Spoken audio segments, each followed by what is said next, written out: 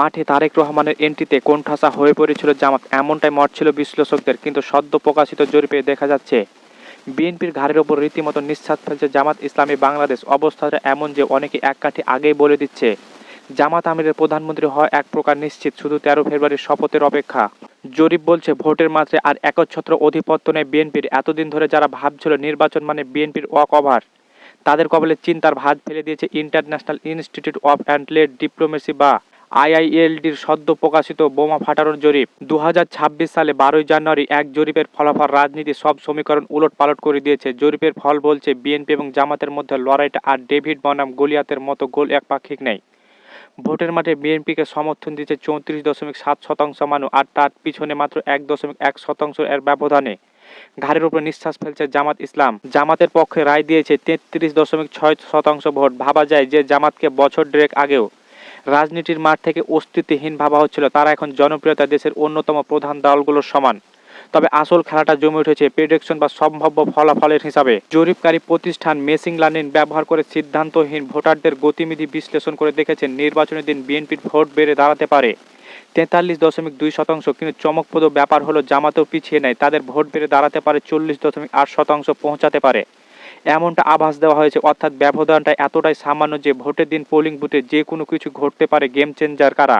এই নির্বাচনের Trump card কিন্তু কোনো দলের নয়, বরং সাইলেন্ট ভোটার বা সিদ্ধান্তহীন জনতা। জরিপ বলছে 17% ভোটাররা এখনও সিদ্ধান্ত নেননি তারা কাকে ভোট দেবেন। আরও মজার ব্যাপার হলো এই সিদ্ধান্তহীনতার মধ্যে 30.1% মানুষ কোনো রাজনৈতিক দলকে বিশ্বাস করে না।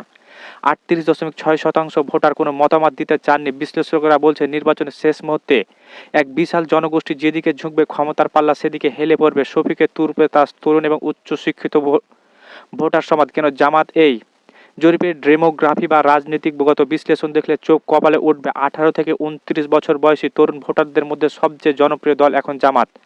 শুধু তাই না, যারা স্নাতক বা মাস্টার্স পাস করেছে তাদের মধ্যে জামাতের গ্রহণযোগ্যতা সবচাইতে বেশি 37.4%। যেখানে বিএনপি তার প্রশাসনিক অভিজ্ঞতা আর কৃষি শ্রমিক শ্রেণীর উপর ভর করে এগোচ্ছে, সেখানে জামাত ডিজিটাল মিডিয়া আর সোশ্যাল মিডিয়ার ঝড় তুলে শিক্ষিত ও তরুণদের মন জয় করে নিচ্ছে। জামাতের সমর্থকরা বলছে দলটি সমর্থন করছে মূলত সততা আর ভাবমূর্তি, দুর্নীতিমুক্ত ইমেজের কল্যাণে। জুলাই বিপ্লবের ফসল এনসিপির রাজনীতির মাঠে নতুন খেলোয়াড় জাতীয় নাগরিক পার্টি বা এনসিপির সমর্থন বেড়েছে। জরিপে তারা 7.1% সমর্থন পেয়েছে। আপাতত দৃষ্টিতে সংখ্যাটা ছোট মনে হলো, হাড্ডাহাড্ডি লড়াই এ 7% ভোট যে কোনো বড় দলের স্বপ্ন ভেঙে দিতে পারে। অনেকে এনসিপিকে সমর্থন করছে শুধুমাত্র জুলাই বিপ্লবে তাদের ভূমিকার কারণে, অর্থাৎ বিপ্লবের আগে এখনো বক্সে একটা বড় ফ্যাক্ট তারেক রহমানের কারিশমা বনাম শফিকুল ইসলামের স্টাডি। কিছুদিন আগে রাজনৈতিক যোদ্ধারা বলেছিল তারেক রহমান দেশে ফেরা মানে বিএনপির ল্যান্ডস্লাইড ভিক্টোরিয়া। জরিপে দেখা গেছে বিএনপির 72% সমর্থন দলটির অতীত অভিজ্ঞতা আর প্রশাসনিক দক্ষতার উপর আস্থা রাখছেন। কিন্তু ডাক্তার শফিকুর রহমানের নেতৃত্বে জামাতকে যে সাইলেন্ট রেভলিউশন ঘটিয়ে ফেলেছে তা বিএনপি শিবিরের জন্য বড় এক ধাক্কা। বিশেষ করে তরুণ প্রজন্মের মধ্যে জামাত এই জনপ্রিয়তা প্রমাণ করে তারা সনাতনী রাজনীতির বাইরে নতুন কিছু খুঁজছে। 13 ফেব্রুয়ারি শপথ করার কপালে রাজটিকা বা আগামী 12 ফেব্রুয়ারি ভোট, আর তার পরের দিন 13 ফেব্রুয়ারি নতুন প্রধানমন্ত্রীর শপথ নেওয়ার কথা।